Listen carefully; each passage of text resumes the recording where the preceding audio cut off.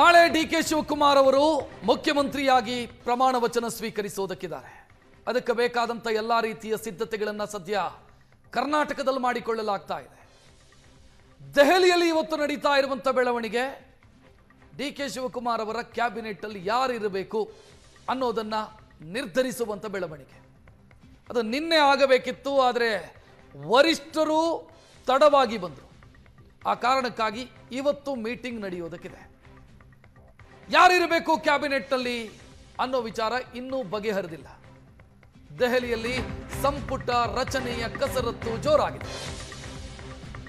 ಕೆಲವೇ ಕ್ಷಣದಲ್ಲಿ ಮೀಟಿಂಗ್ ಶುರುವಾಗುತ್ತೆ ಅನ್ನುವಂತ ಮಾಹಿತಿಯೂ ಕೂಡ ಸಿಗ್ತಾ ಇದೆ. ಈ ಮೀಟಿಂಗ್ ನಲ್ಲಿ ಸುರ್ಜೇವಾಲಾ, ಕೆ.ಸಿ. ವೇಣುಗೋಪಾಲ್, ಸಿದ್ದರಾಮಯ್ಯ, ಡಿ.ಕೆ. ಶಿವಕುಮಾರ್ ಇವರೆಲ್ಲ ಈ ಸಭೆಯಲ್ಲಿ ಇರ್ತಾರೆ. ನಿನ್ನೆ ಏನಾಗಿತ್ತು? ನಿನ್ನೆ ಡಿ.ಕೆ. ಶಿವಕುಮಾರ್ದೊಂದು ಪಟ್ಟಿ, ಸಿದ್ದರಾಮಯ್ಯ ಅವರದ್ದು ಮತ್ತೊಂದು ಪಟ್ಟಿ. ಆ ಪಟ್ಟಿಯನ್ನ ಹೈಕಮಾಂಡ್ಗೆ ಸಲ್ಲಿಕೆ ಮಾಡಿ, ನಾನು ಕೊಟ್ಟ ಪಟ್ಟಿಯಲ್ಲಿರೋರು ಯಾಕೆ ಮಂತ್ರಿಗಳಾಗಬೇಕು ಅನ್ನುವಂಥ ವಿವರಣೆಯನ್ನ ಉಭಯ ನಾಯಕರು ಕೂಡ ಕೊಟ್ಟಿದ್ದಾರೆ. ಡಿ.ಕೆ. ಶಿವಕುಮಾರ್ ತನ್ನ ಕ್ಯಾಬಿನೆಟ್ ಅಲ್ಲಿ ಯಾರಿರಬೇಕು ಅನ್ನೋ ಒಂದು ಪಟ್ಟಿಯನ್ನು ತಯಾರು ಮಾಡಿ ಹೈಕಮಾಂಡ್ ಮುಂದಿಟ್ಟು ಅದಕ್ಕೆ ವಿವರಣೆಯನ್ನು ಕೂಡ ಕೊಟ್ಟಿದ್ದಾರೆ. ಸಿದ್ದರಾಮಯ್ಯ ಅವರು ಕೂಡ ಡಿ.ಕೆ. ಕ್ಯಾಬಿನೆಟ್ ಅಲ್ಲಿ ಯಾರಿರಬೇಕು, ತಮ್ಮವರು ಯಾರಿರಬೇಕು, ಈ ಪಟ್ಟಿಯನ್ನು ತಯಾರು ಮಾಡಿ ಹೈಕಮಾಂಡ್ ಮುಂದಿಟ್ಟಿದ್ದಾರೆ. ಸದ್ಯಕ್ಕೆ 2 ಪಟ್ಟಿಗಳಿದ್ದಾವೆ. ಎಐಸಿಸಿ ಅಧ್ಯಕ್ಷರು ಕರ್ನಾಟಕದವರೇ ಆಗಿರೋದ್ರಿಂದ ಎಐಸಿಸಿ ಅಧ್ಯಕ್ಷರು ಕೂಡ ಬಯಸಿರ್ತಾರೆ ತನ್ನ ಕ್ಯಾಂಡಿಡೇಟ್ಗಳು ಮಂತ್ರಿಯಾಗಬೇಕು ಅಂತ. ಅವರು ಎಷ್ಟು ಜನ ಏನು ಕತೆ ಗೊತ್ತಿಲ್ಲ. ಮಲ್ಲಿಕಾರ್ಜುನ್ ಖರ್ಗೆ ಅವರು ಬಯಸ್ತಾ ಇರುವಂತ, ಅವರು ಮಂತ್ರಿಗಳಾಗಬೇಕು ಅಂತ ಬಯಸ್ತಾ ಇರೋರು ಯಾರೆಲ್ಲ, ಪುತ್ರನನ್ನ ಉಪಮುಖ್ಯಮಂತ್ರಿಯಾಗಿ ನೋಡಬೇಕು ಅಂತ ಅವರು ಬಯಸಿದ್ದಾರೋ, ತಮ್ಮ ಬೆಂಬಲಿಗರನ್ನ ಸಚಿವರಾಗಬೇಕು ಅಂತ ಬಯಸಿದ್ದಾರೋ, ಇದೆಲ್ಲ ವಿಚಾರಗಳು ಬಗೆಹರಿಯಬೇಕು ಅಂತಾದ್ರೆ ಇವತ್ತಿನ ಮೀಟಿಂಗ್. ಆ ಮೀಟಿಂಗ್ ನಲ್ಲಿ ಸ್ಪಷ್ಟತೆಯನ್ನು ಪಡ್ಕೊಂಡು ಕೆಲ ಹೆಸರುಗಳಿಗೆ ಯಾವುದೇ ವಿರೋಧ ಇರಲಿಕ್ಕೆ ಸಾಧ್ಯ ಇಲ್ಲ. ಇನ್ನು ಕೆಲ ಹೆಸರುಗಳಿಗೆ ವ್ಯತಿರಿಕ್ತ ಅಭಿಪ್ರಾಯ ಇರಬಹುದು. ಡಿ.ಕೆ. ಶಿವಕುಮಾರ್ ಬೇಕು ಅಂತಂದ್ರೆ ಸಿದ್ದರಾಮಯ್ಯ ಬೇಡ ಅನ್ನಬಹುದು, ಸಿದ್ದರಾಮಯ್ಯ ಬೇಕು ಅಂತಂದ್ರೆ ಡಿ.ಕೆ. ಶಿವಕುಮಾರ್ ಅವರು ಬೇಡ ಅನ್ನಬಹುದು. ಸೊ ಈ ಸಮಸ್ಯೆ ಇರುವಂತ ಹೆಸರುಗಳಿಗೆ ಅಂತಿಮ ಮುದ್ರೆಯನ್ನು ಒತ್ತೋದು ಅದು ರಾಹುಲ್ ಗಾಂಧಿ ಅವರು. ಸೊ ರಾಹುಲ್ ಗಾಂಧಿ ಅವರು ತೆಗೆದುಕೊಳ್ಳುವಂತ ತೀರ್ಮಾನ ಇವತ್ತು ಸಂಜೆ ಹೊತ್ತಿಗೆ ಬಹುತೇಕ ಪಟ್ಟಿ ಫೈನಲ್ ಆಗಬಹುದು ಅನ್ನುವಂತ ನಿರೀಕ್ಷೆ ಇದೆ. ಹೆಚ್ಚಿನ ಡೀಟೇಲ್ ನೀಡೋದಕ್ಕೆ ನಮ್ಮ ದೆಹಲಿ ಪ್ರತಿನಿಧಿ ಮಂಜುನಾಥ್ ನೇರ ಸಂಪರ್ಕದಲ್ಲಿ. ಮಂಜುನಾಥ್, ಇವತ್ತು 2 ಪಟ್ಟಿ ಸಬ್ಮಿಟ್ ಆಗಿರೋದ್ರಿಂದ ಕಸರತ್ತು ಬಹಳ ಇದೆ ಅಂತ ಅನ್ಸುತ್ತೆ. ಜೊತೆಗೆ ಮಲ್ಲಿಕಾರ್ಜುನ್ ಖರ್ಗೆ ಅವರು ಕರ್ನಾಟಕದವರೇ, ಅವ್ರದ್ದು ಒಂದಿಷ್ಟು ಕ್ಯಾಂಡಿಡೇಟ್ಗಳು ಸಹಜವಾಗಿಯೇ ಇರ್ತಾರೆ. ಕಸರತ್ತು ಬಹಳ ಇದೆ ಇಲ್ಲಿ. ಕಸರತ್ತು ಇಲ್ಲ ಅಂತ ಹೇಳಲಿಕ್ಕೆ ಸಾಧ್ಯ ಇಲ್ಲ. ಯಾಕಂದರೆ ಅಳೆದು ತೂಗಿಯೇ ಆಯ್ಕೆಗಳನ್ನು ಮಾಡಲಾಗುವುದು. ಯಾರು ಕಡೆಯವರು ಅಥವಾ ಸಿದ್ದರಾಮಯ್ಯ ಅವ್ರ ಟೀಮ್ ಇರ್ಬೋದು, ಅದೇ ರೀತಿ ಡಿ.ಕೆ. ಶಿವಕುಮಾರ್ ಅವ್ರ ಟೀಮ್ ಇರ್ಬೋದು, ಖರ್ಗೆ ಅವ್ರ ಟೀಮ್ ಇರ್ಬೋದು, ಇವೆಲ್ಲ ಬಿಟ್ಟು ಹೈಕಮಾಂಡ್ ಅಂತ ಒಂದಿದೆ, ಹೈಕಮಾಂಡ್ ಟೀಮ್ ಅಂತ ಒಂದಿರುತ್ತೆ. ಯಾಕಂದರೆ ಪಕ್ಷಕ್ಕೋಸ್ಕರ ನಿಷ್ಠೆಯಿಂದ ದುಡಿದಂಥವರು ಕೆಲವು ಸಂದರ್ಭಗಳಲ್ಲಿ ಆ ಟೀಮ್ ಈ ಟೀಮ್ ಅಂತ ಗುರುತಿಸ್ಕೊಳ್ಳದೆ ಕೊಳ್ಳಿಕ್ಕೆ ಆಗೋದಿಲ್ಲ, ಅಂಥವರು ಕೂಡ ಇರ್ತಾರೆ. ಸೊ ಅವರ ಆಯ್ಕೆಯಲ್ಲಿ ಹೈಕಮಾಂಡ್ ಪಾತ್ರ ನೇರವಾಗಿ ಕೈ ಹಾಕುವಂಥ ಸಾಧ್ಯತೆ ಇರುತ್ತೆ. ಇವರು ನಮ್ಮ ಕಡೆಯಿಂದ ಇರಬೇಕು ಅನ್ನುವಂಥ ಸೂಚನೆಯನ್ನು ಕೊಡಲೂಬಹುದು. ಮತ್ತು ಹಲವು ಸಂದರ್ಭಗಳಲ್ಲಿ ಇಲ್ಲಿಯ ತನಕವೂ ಕೂಡ ಅದು ನಡ್ಕೊಂಡು ಬಂದಿರುವಂಥದ್ದು, ಕೊಡ್ತಾರೆ ಅನ್ನುವಂಥದ್ದು. ಯಾಕಂದರೆ ಒಂದೆರಡು ಇಂಡೆಕ್ಟ್ ಮಾಡಲಿಕ್ಕೆ ಈವನ್ ರಾಹುಲ್ ಗಾಂಧಿ ಅವರು ಶಿಫಾರಸ್ ಮಾಡ್ಬೋದು, ಅಥವಾ ಖರ್ಗೆ ಅವರು ಶಿಫಾರಸ್ ಮಾಡ್ಬೋದು, ಕೆ.ಸಿ. ವೇಣುಗೋಪಾಲ್ ಶಿಫಾರಸ್ ಮಾಡ್ಬೋದು. ಯಾಕೆ ಅಂದರೆ ಎಲ್ಲವನ್ನೂ ಕೂಡ ಬ್ಯಾಲೆನ್ಸ್ ಮಾಡಬೇಕಾಗುತ್ತೆ. ಆ ಟೀಮ್ ಈ ಟೀಮ್ ಅಂತ ಎಲ್ಲವೂ ಕೂಡ ಟೀಮ್ಗಳಿಗೆ ಬಿಡ್ತಾ ಹೋದರೆ ಕಷ್ಟದ ಸಂದರ್ಭಗಳಲ್ಲಿ ಕೈ ಹಿಡಿಯುವಂಥದ್ದು ಪಕ್ಷನಿಷ್ಠರು ಅನ್ನುವಂಥದ್ದು ಗೊತ್ತಿರುವಂಥ ವಿಚಾರ. ಜೊತೆಗೆ ಅಲ್ಲಿ ಇನ್ನೊಂದು ಕಂಟ್ರೋಲ್ ಮಾಡಬೇಕಾದ್ರೂ ಕೂಡ ಅಷ್ಟೇ, ಪಕ್ಷನಿಷ್ಠರು ಯಾವತ್ತೂ ಕೂಡ ಪಕ್ಷಕ್ಕೆ ಹೈಕಮಾಂಡ್ಗೆ ಬದ್ಧರಾಗಿರ್ತಾರೆ. ಆ ಹಿನ್ನೆಲೆಯಲ್ಲಿ ಅವರನ್ನು ಕಂಟ್ರೋಲ್ ಮಾಡಬೇಕು ಅನ್ನೋ ಕಾರಣಕ್ಕೋಸ್ಕರ ಕೂಡ ಒಂದು ರೀತಿಯಲ್ಲಿ ಚೆಕ್ಮೇಟ್ ರೀತಿಯಲ್ಲಿ ಹೈಕಮಾಂಡ್ ತನ್ನ ಪ್ರತಿನಿಧಿಗಳನ್ನು ಆ ಲೀಸ್ಟ್ಗೆ ಸೇರಿಸುವಂಥದ್ದು ಕೂಡ ಇರುತ್ತೆ. ಸೊ ಈ ಹಿನ್ನೆಲೆಯಲ್ಲಿ ನೋಡಿದಾಗ ಎಲ್ಲರೂ ಕೂಡ ಅವರವರದ್ದೇ ಆ ರೀತಿಯಲ್ಲಿ ಕೆಮಿಸ್ಟ್ರಿಗಳನ್ನು ವರ್ಕೌಟ್ ಮಾಡಲಿಕ್ಕೆ ನೋಡಿದ್ದಾರೆ ಮತ್ತು ಅವರು ಕೂಡ ಒಂದು ಹಂತದಲ್ಲಿ ಇದು ಬೇಕು ಇದು ಬೇಡ ಅನ್ನುವಂಥದ್ದು ಎಲ್ಲವೂ ಕೂಡ ಚರ್ಚೆ ಆಗುತ್ತೆ. ಈಗ ಆಲ್ರೆಡಿ ಪ್ರಿಲಿಮಿನರಿಯಾಗಿ ಎಲ್ಲ ರೀತಿಯ ಮಾಹಿತಿಗಳು ಈ ಹಿಂದೆಯೂ ಚರ್ಚೆ ಆಗಿತ್ತು. ಅದಕ್ಕೆ ನಿನ್ನೆ ರಾತ್ರಿಯೂ ಕೂಡ ಮುಖ್ಯಮಂತ್ರಿಗಳು ಡಿ.ಕೆ. ಶಿವಕುಮಾರ್ ಅವರಿರ್ಬೋದು, ಸಿದ್ದರಾಮಯ್ಯ ಅವರಿರ್ಬೋದು, ಎಲ್ಲರೂ ಕೂಡ ತಮ್ಮ ಅಭಿಪ್ರಾಯಗಳನ್ನು ಪಟ್ಟಿಯನ್ನು ಇವರ ಮುಂದೆ ಇಡುವ ಮೂಲಕ ಸಂಘಟನಾ ಕಾರ್ಯದರ್ಶಿ ಮತ್ತು ಇನ್ಚಾರ್ಜ್ ಅವರ ಮುಂದೆ ಅವರ ಅಭಿಪ್ರಾಯವನ್ನು ಈಗ ಆಲ್ರೆಡಿ ಹೇಳಿ ಆಗಿದೆ, ಪಟ್ಟಿ ಕೊಟ್ಟು ಆಗಿದೆ. ಸೊ ಈಗ ಉಳಿದಿರುವಂಥದ್ದು ಆ ಪಟ್ಟಿಯನ್ನು ಎರಡನ್ನೂ ಕೂಡ ಮಿಕ್ಸ್ ಮಾಡಿ ಎಲ್ಲಿ ತರಬಹುದು ತಮಗೆ ಅವಶ್ಯಕತೆ ಇರುವಂಥ ಕಡೆ, ಮತ್ತು ನಾವು ಯಾವ ರೀತಿ ಫಾರ್ಮುಲಾ ರೂಪಿಸಬೇಕು ಅನ್ನುವಂಥದ್ದು ಈಗ ಹೈಕಮಾಂಡ್ ಮುಂದೆ ಇರುವಂಥದ್ದು. ಸೊ ಅದು ಈಗ ನಡೆಯುವಂತಹ ಮೀಟಿಂಗಲ್ಲಿ 11 ಗಂಟೆ ಅಂದರು, ಅದರ ಸಮಯವೂ ಕೂಡ ಇನ್ನೂ ಮುಂದೆ ಹೋಗ್ಬೋದು ಅಂತ ಹೇಳಲಾಗ್ತಾ ಇದೆ. ಹಾಗಾಗಿ ಅದು 11:30 12 ಈ ರೀತಿ ಆಗಬಹುದು. ಆ ಸಭೆಯಲ್ಲಿ ಈ ಎಲ್ಲ ಅಂಶಗಳು ಕೂಡ ಚರ್ಚೆಗೆ ಬರ್ತವೆ. ನಂತರ ಅದಕ್ಕೆ ಒಂದು ರೂಪ ಕೊಟ್ಟು ಆಮೇಲೆ ಪಟ್ಟಿ ಬಿಡುಗಡೆ ಆಗುವಂತ ಸಾಧ್ಯತೆ ಇರುತ್ತೆ. ರಕ್ಷತ್. ಮಂಜುನಾಥ್, ಇಲ್ಲಿ ಕಾಂಗ್ರೆಸ್ ಹೈಕಮಾಂಡಿಗೂ ಮತ್ತು ಕರ್ನಾಟಕ ಕಾಂಗ್ರೆಸ್ಸಿಗೂ ಪ್ರಾಬ್ಲಮ್ ಆಫ್ ಪ್ಲೆಂಟಿ ಇದೆ ಅಂತ ಅನ್ಸುತ್ತೆ. ಅಂದ್ರೆ ಬಹು ಆಯ್ಕೆಯ ಸಮಸ್ಯೆ. ಇದಕ್ಕೆ ಯಾವ ರೀತಿ ಮದ್ದು ಕಂಡು ಹಿಡಿತಾರೆ ಅಂತ.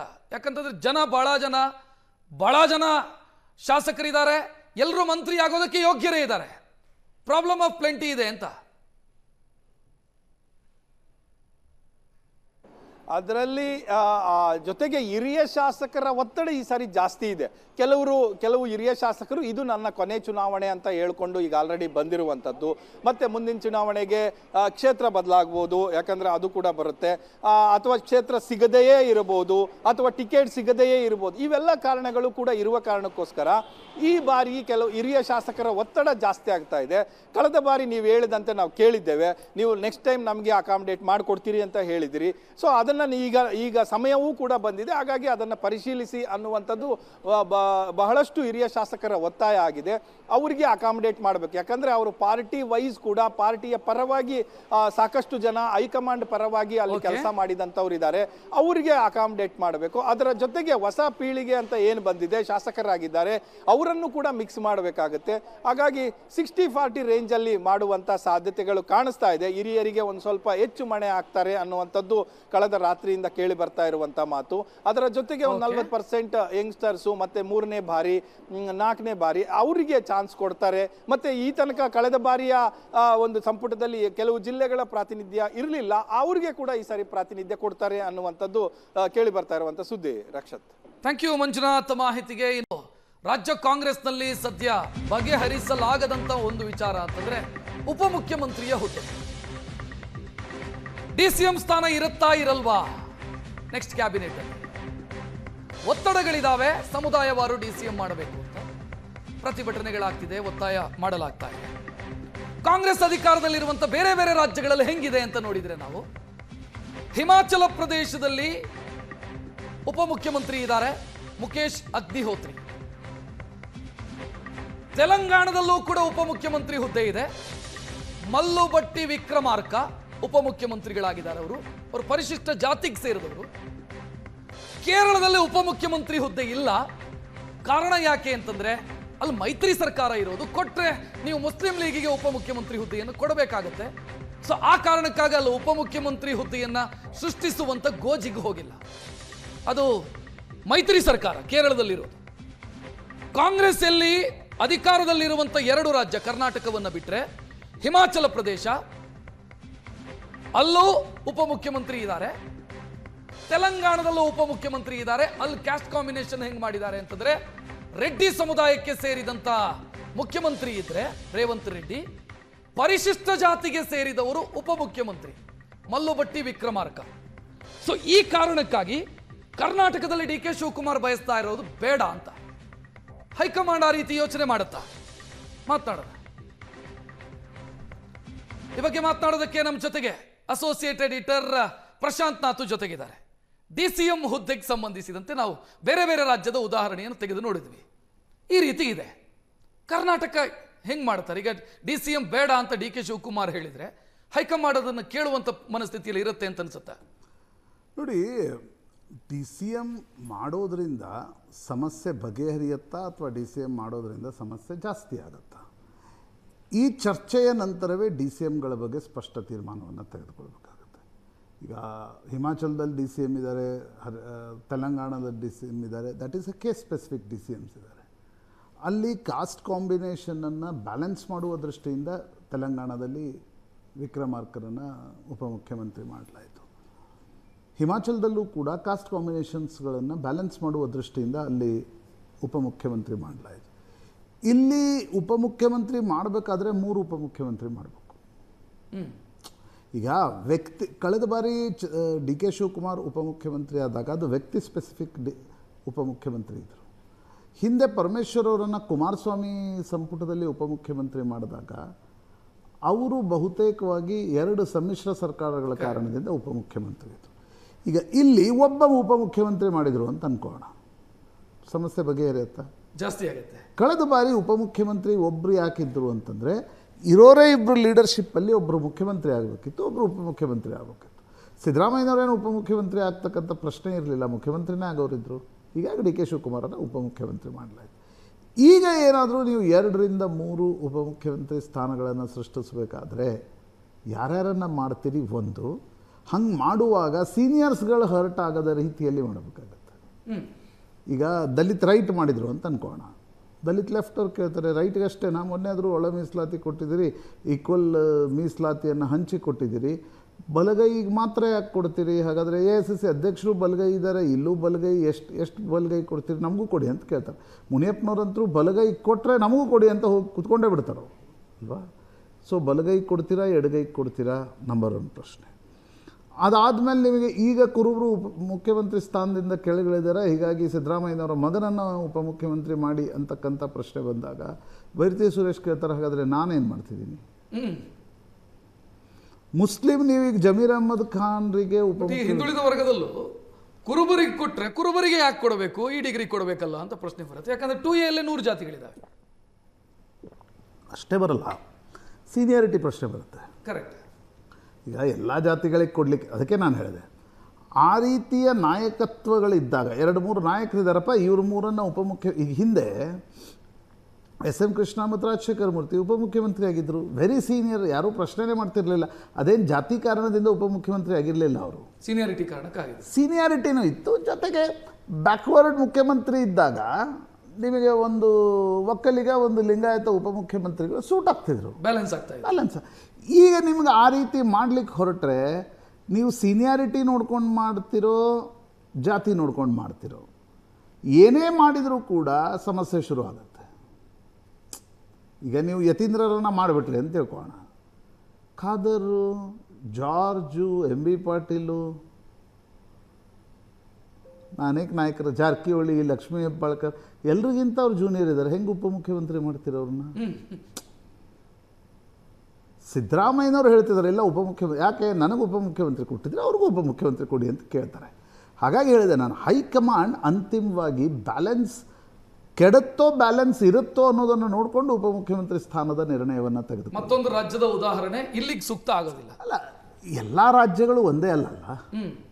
ಈಗ ಯಡಿಯೂರಪ್ಪನವರು ಉಪಮುಖ್ಯಮಂತ್ರಿ ಇತ್ತು, ಯಾಕಂದರೆ ಯಡಿಯೂರಪ್ಪನವರು ಮುಖ್ಯಮಂತ್ರಿ ಆದಾಗ ಮೂಗುದಾರ ಹಾಕಬೇಕು ಅನ್ನುವ ಕಾರಣಕ್ಕೋಸ್ಕರ ಮಾಡೋದು. ಬೊಮ್ಮಾಯಿ ಮುಖ್ಯಮಂತ್ರಿ ಆದಾಗ ಒಬ್ಬರು ಉಪಮುಖ್ಯಮಂತ್ರಿ ಇರಲಿಲ್ಲ, ಯಾಕಂದರೆ ಬೊಮ್ಮಾಯಿ ಹೈಕಮಾಂಡ್ ಹೇಳ್ದಂಗೆ ಕೇಳ್ತಿದ್ರು, ಏನು ಉಪಮುಖ್ಯಮಂತ್ರಿ ಅವಶ್ಯಕತೆ ಇರಲಿಲ್ಲ. ಈಗ ಡಿ ಕೆ ಶಿವಕುಮಾರ್ಗೂ ಕೂಡ ಒಂದು ಚೆಕ್ ಆ್ಯಂಡ್ ಬ್ಯಾಲೆನ್ಸ್, ಈಗ ಅದು ಚೆಕ್ ಆ್ಯಂಡ್ ಬ್ಯಾಲೆನ್ಸ್ KPCC ಅಧ್ಯಕ್ಷ ಸ್ಥಾನದ ರೂಪದಲ್ಲಿ ಬರುತ್ತೋ ಉಪಮುಖ್ಯಮಂತ್ರಿ ಸ್ಥಾನದ ರೂಪದಲ್ಲಿ ಬರುತ್ತೋ ಅನ್ನೋದು ನೋಡಬೇಕು.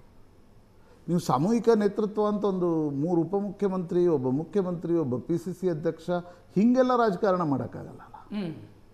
ಸೊ ಇದು ಉಪಮುಖ್ಯಮಂತ್ರಿ ಸ್ಥಾನಗಳು ಬಿಕ್ಕಟ್ಟನ್ನು ಬಗೆಹರಿಸುತ್ತೋ ಬಿಕ್ಕಟ್ಟನ್ನು ಹೊಸದಾಗಿ ಸೃಷ್ಟಿಸುತ್ತೋ ಅನ್ನೋದರ ಮೇಲೆ ಹೈಕಮಾಂಡ್ ಅಂತಿಮ ತೀರ್ಮಾನ ತೆಗೆದುಕೊಳ್ಳುತ್ತೆ.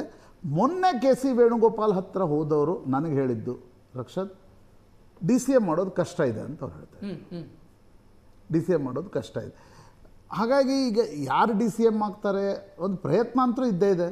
ಈಗ ಪ್ರಿಯಾಂಕ್ ಖರ್ಗೆ ಬೆಂಬಲಿಗರು ಹೇಳ್ತಾರಲ್ಲ, ಪ್ರಿಯಾಂಕ್ ಖರ್ಗೆ ಅವರನ್ನು ಹೈದರಾಬಾದ್ ಕರ್ನಾಟಕದಲ್ಲಿ ಒಬ್ಬ ಪ್ರಮುಖ ನಾಯಕವಾಗಿ ಬೆಳೀತಾ ಇದ್ದಾರೆ. ಅವರನ್ನು ಯಾಕಂದರೆ ಅವ್ರ ತಂದೆಗೆ ಮುಖ್ಯಮಂತ್ರಿ ಸ್ಥಾನ ತಪ್ಪಿತ್ತು, ಹೀಗಾಗಿ ಪ್ರಿಯಾಂಕ್ ಖರ್ಗೆ ಉಪಮುಖ್ಯಮಂತ್ರಿ ಕೊಡಿ ಅಂತಕ್ಕಂಥದ್ದು ಎಲ್ಲರೂ ಕೇಳ್ತಾನೆ ಇದ್ದಾರೆ. ಈಗ ಖಂಡ್ರೇನು ನಿನ್ನೆ ಅದೇ ರೀತಿ ಮಾತಾಡಿದ್ರು. ಕೇಳಿದ ತಕ್ಷಣ ಹಾಗಾದ್ರೆ ಪರಮೇಶ್ವರ್ ಸಂಪುಟದಲ್ಲಿ ಇದ್ರೆ ಹೆಂಗೆ ಕೊಡ್ತೀರಿ ಪ್ರಶ್ನೆ ಬರುತ್ತಲ್ಲ. ಹೌದು, ಪರಮೇಶ್ವರ್ ಉಪಮುಖ್ಯಮಂತ್ರಿ ಆಗ್ತಾರೆ ಅನ್ನೋದಾದ್ರೆ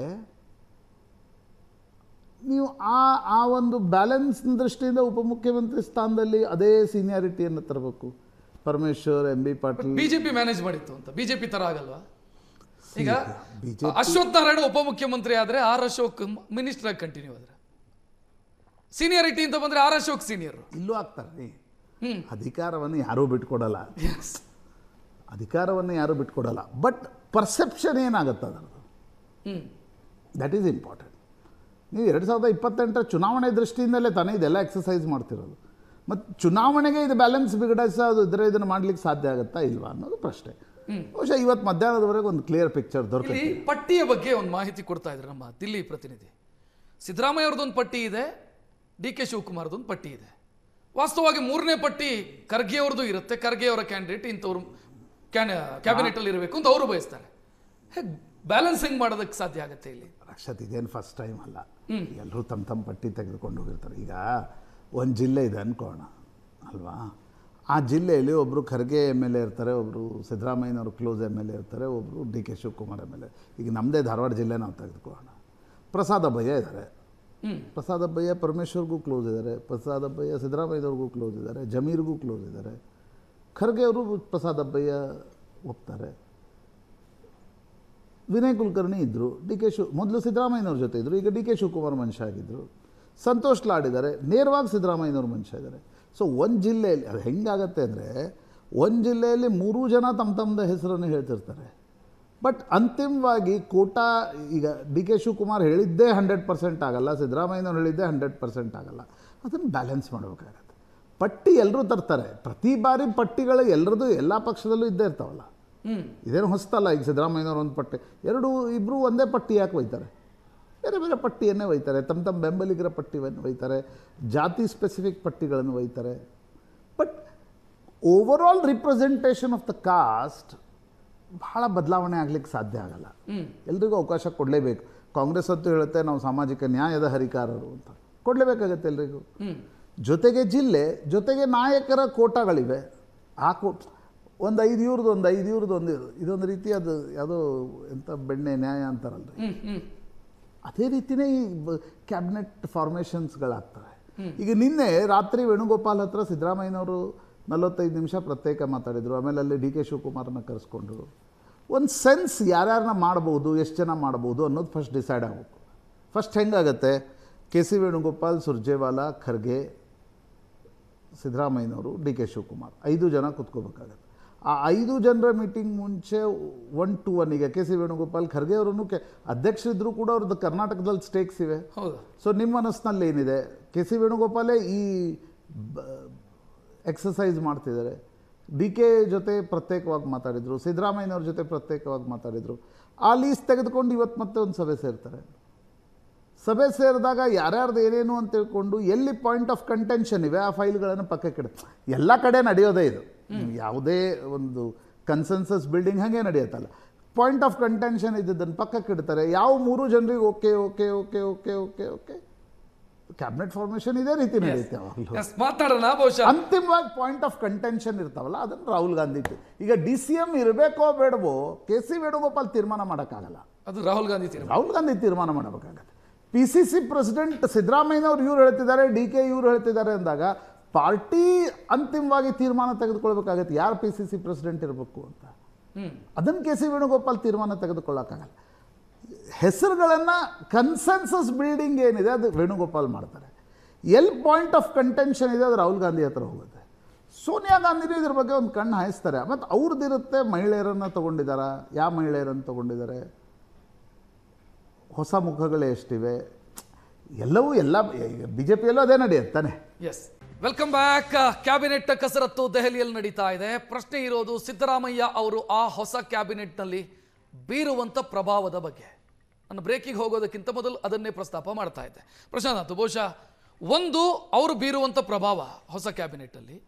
ಎರಡನೇ ಪ್ರಶ್ನೆ ಇರೋದು ನನಗೆ, ಇರೋರನ್ನ ಉಳಿಸ್ಕೊಳ್ಬೇಕು, ತಮ್ಮ ಕ್ಯಾಬಿನೆಟ್ ಅಲ್ಲಿ ಇದ್ದವರನ್ನ ಉಳಿಸ್ಕೊಳ್ಬೇಕು ಅಂತ ಪ್ರಯತ್ನ ಮಾಡ್ತಾರೋ ಅಥವಾ ತಾನು ಯಾರಿಗೆ ಅಸ್ಯೂರೆನ್ಸ್ ಕೊಟ್ಟಿದ್ನೋ ಮುಖ್ಯಮಂತ್ರಿ ಆಗಿದ್ದ ಸಂದರ್ಭದಲ್ಲಿ ಅವರನ್ನು ತೆಗೆದುಕೊಳ್ಬೇಕು ಅನ್ನುವಂಥ ಪ್ರಯತ್ನ ಯಾವುದಕ್ಕೆ ಹೆಚ್ಚಿನ ಆದ್ಯತೆ ಕೊಡ್ತಾರೆ ಅಂತ? ರಕ್ಷತ್, ಫಸ್ಟ್ ಲೀಸ್ಟ್ನಲ್ಲಿ ಇದೇನೋ ಭಾಳ ದೊಡ್ಡ ಸಮಸ್ಯೆ ಆಗುತ್ತೆ ಅಂತಿಲ್ಲ. ಈಗ ಫಸ್ಟ್ ಲೀಸ್ಟಲ್ಲಿ KJ ಜಾರ್ಜ್ ಬರ್ಬೋದು, ಅದ್ರ ಬಗ್ಗೆ ಹೈಕಮಾಂಡ್ಗೂ ಒಲವಿದೆ. DK ಶಿವಕುಮಾರ್ ಕೂಡ ಏನು ವಿರೋಧ ಮಾಡೋದಿಲ್ಲ. ಸಿದ್ದರಾಮಯ್ಯನವರ ಆತ್ಮೀಯರು ಇದ್ದಾರೆ. MB ಪಾಟೀಲ್, ಈ ಹೆಸರಿಗೂ ಯಾರ್ದೂ ವಿರೋಧ ಇರತಕ್ಕಂಥ ಕಾರಣ ಇಲ್ಲ. KH ಮುನಿಯಪ್ಪನವರು, ಈಗ ದಲಿತ್ ರೈಟ್ ಪ್ರಿಯಾಂಕ್ ಖರ್ಗೆ ಮತ್ತು ಪರಮೇಶ್ವರ್ ಒಳಗಡೆ ಬಂದರೆ ಆಟೋಮೆಟಿಕಲಿ ನಿಮಗೆ KH ಮುನಿಯಪ್ಪನವರು ಒಳಗಡೆ ಬರಬೇಕಾಗತ್ತೆ. ಇಲ್ಲಾಂದರೆ ಅವ್ರ ಮಗಳಿಗೆ ಕೊಡ್ತೀವಿ ಅಂತ ಸೆಕೆಂಡ್ ಲೀಸ್ಟ್ಗೆ ಹಾಕಬೇಕು. ಯಾಕೆಂದರೆ ಲೆಫ್ಟ್ ತೆಗೆದುಕೊಳ್ಳೇಬೇಕು. ಪ್ರಶ್ನೆ ಬರೋದು ನನಗನ್ಸುತ್ತೆ ಫಸ್ಟ್ ಲೀಸ್ಟಲ್ಲಿ ಜಮೀರ್ ಅಹ್ಮದ್ ಖಾನ್. ಯಾಕಂದರೆ ಅವ್ರದ್ದು ಈಗ ಆಡಿಯೋ ಬಿಡುಗಡೆ ಆಗಿದೆ. ಆಡಿಯೋ ಬಿಡುಗಡೆ ಆದ ತಕ್ಷಣ ಅವ್ರ ವಿರುದ್ಧ ದೂರನ್ನು ಕೊಡಲಾಗಿದೆ. ಈಗ ಅವರನ್ನು ಸಂಪುಟಕ್ಕೆ ಈಗಲೇ ತೆಗೆದುಕೊಳ್ಳಬೇಕು ಬೇಡವೋ ಅಥವಾ ಸೆಕೆಂಡ್ ಹಂತದಲ್ಲಿ ತೆಗೆದುಕೊಳ್ಳಬೇಕು, ಇದು ಒಂದು ಚರ್ಚೆಯ ವಿಷಯ. ಈಗ ಯಾರು ಆಡಿಯೋ ಬಿಡುಗಡೆ ಮಾಡಿದ್ದಾರೆ ಅವರ ಇಂಟೆನ್ಷನ್ ಏನು? ಜಮೀರ್ ಅಹ್ಮದ್ ಖಾನ್ರನ್ನು ಸಂಪುಟ ಸೇರ್ಪಡೆ ಮಾಡದಂತೆ ನೋಡ್ಕೊಂಡು. ಸೊ ನನಗನ್ಸುತ್ತೆ ಜಮೀರ್ ಅಹ್ಮದ್ ಖಾನ್ ಒಂದು ಪಾಯಿಂಟ್ ಆಫ್ ಕಂಟೆನ್ಷನ್ ಇರುತ್ತೆ. ಸಂತೋಷ್ ಲಾಡ್ ಫಸ್ಟ್ ಲೀಸ್ಟಲ್ಲೇ ಒಳಗಡೆ ಬರ್ತಾರಾ? ಈಸ್ ಅ ಸೀನಿಯರ್ ಪಾಪ್ಯುಲರ್ ಕೆಲಸ ಮಾಡುವ ಮಂತ್ರಿಗಳಲ್ಲೊಬ್ಬರು ಅಂತ ಹೆಸರು ತೊಗೊಂಡಿದ್ದಾರೆ. ಈಗ ಅವರು ಫಸ್ಟ್ ಲೀಸ್ಟಲ್ಲಿ ಬರೋಕ್ಕೆ ಸಿದ್ದರಾಮಯ್ಯನವರು ನಿಶ್ಚಿತವಾಗಿ ಟ್ರೈ ಮಾಡ್ತಾರೆ, ಗಟ್ಟಿ ಹಿಡಿತಾರೆ. ಬಟ್ DK ಶಿವಕುಮಾರ್ ಅವ್ರನ್ನ ಫಸ್ಟ್ ಲೀಸ್ಟಲ್ಲಿ ಬರಲಿಕ್ಕೆ ಬಿಡ್ತಾರಾ ಇಲ್ವಾ? ಒಂದು ಪಾಯಿಂಟ್ ಆಫ್ ಕಂಟೆನ್ಷನ್. ಬೆಂಗಳೂರಲ್ಲಿಗೆ ಯಾರ್ಯಾರು ಬರ್ತಾರೆ ಅದು ಕೂಡ ಒಂದು ಸ್ವಲ್ಪ ಚರ್ಚೆಯ ವಿಷಯವೇ. ಎಲ್ಲರೂ ಸೀನಿಯರ್ಸ್ ಇದ್ದಾರೆ ಬೆಂಗಳೂರಲ್ಲಿ. ಜಮೀರ್ ಸೀನಿಯರು, ರಾಮಲಿಂಗಾರೆಡ್ಡಿ ಅವರು ಸೀನಿಯರು, ಆಮೇಲೆ ನಿಮಗೆ Krishna Byregowda, one of the best performing minister. Definitely ಇದೆ, ಈ ಸಮಸ್ಯೆ ಇದ್ದೇ ಇದೆ. UT ಖಾದರ್ ಈಗ ಸೆಕೆಂಡ್ ಲೀಸ್ಟಲ್ಲಿ ಬರ್ತಾರಾ ಫಸ್ಟ್ ಲೀಸ್ಟಲ್ಲಿ ಬರ್ತಾರಾ? ಇವು ಸ್ವಲ್ಪ ಪಾಯಿಂಟ್ ಆಫ್ ಕಂಟೆನ್ಷನ್ಸ್ ಅಂತ ನನಗನ್ಸುತ್ತೆ. ಮತ್ತು ನೀವು ಫಸ್ಟ್ ಲೀಸ್ಟನ್ನು ಪ್ರಿಪೇರ್ ಮಾಡುವಾಗಲೇ PCC ಪ್ರೆಸಿಡೆಂಟ್ ಯಾರು ಅನ್ನೋದು ಡಿಸೈಡ್ ಮಾಡಬೇಕು. PCC ಪ್ರೆಸಿಡೆಂಟ್ ಈಗ ಜಾರಕಿಹೊಳಿ ಹೆಸರಿಗೆ ಸಿದ್ದರಾಮಯ್ಯನವ್ರ ಬೆಂಬಲ ಇದ್ದರೆ ಜಾರಕಿಹೊಳಿ ಕೇಳ್ತಿದ್ದಾರೆ ನಂಗೆ ಸಚಿವ ಸ್ಥಾನ ಕೊಡ್ಬೇಕು. ಯಾಕಂದರೆ ಅವ್ರಿಗನ್ಸುತ್ತೆ ನಾನು ಸಚಿವ ಸ್ಥಾನ ಕಳ್ಕೊಂಡ್ರೆ ಬೆಳಗಾವಿ ಲಕ್ಷ್ಮೀ ಹೆಬ್ಬಾಳ್ಕರ್ ಉಸ್ತುವಾರಿ ಸಚಿವರಾಗ್ತಾರೆ. ನನಗೆ ದೈನಂದಿನ ರಾಜಕಾರಣಕ್ಕಲ್ಲಿ ನಂದು ಆಕ್ಸಿಜನ್ ಬರೋದೇ ಬೆಳಗಾವಿಯಿಂದ, ಅಲ್ಲಿಂದ ನಾನು ಹೆಂಗೆ ರಾಜಕಾರಣದ ಪ್ರಾಬಲ್ಯವನ್ನು ಕಳ್ಕೋಬೇಕು, ಇದು ಅವ್ರಿಗಿರ್ತಕ್ಕಂಥ ಒಂದು ಸಮಸ್ಯೆ.